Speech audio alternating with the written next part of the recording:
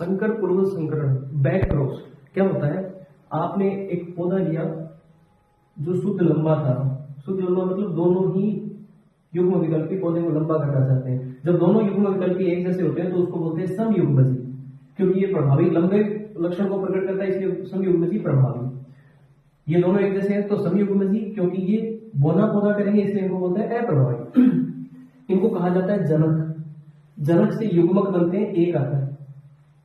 ये युग्मक का जब क्रॉस होता है तो कैपिटल टी स्मॉल टी, ये पहली संतान आती है, पहली पीढ़ी की संतान, इसको बोलते हैं F1 पीढ़ी।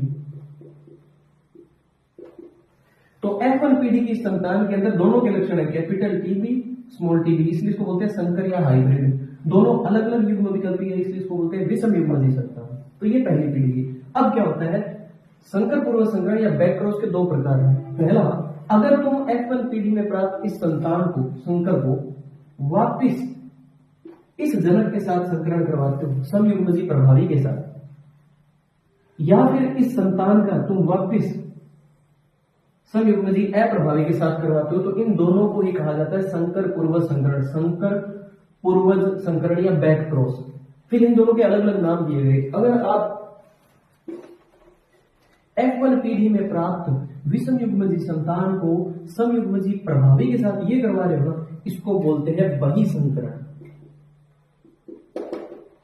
बही संकरण, या इसको बोलते हैं आउट क्रॉस।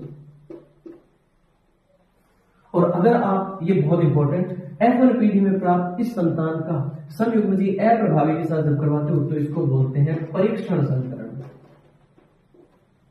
परीक्षण संकरण, या इसको बोलते हैं टेस्ट क्रॉस।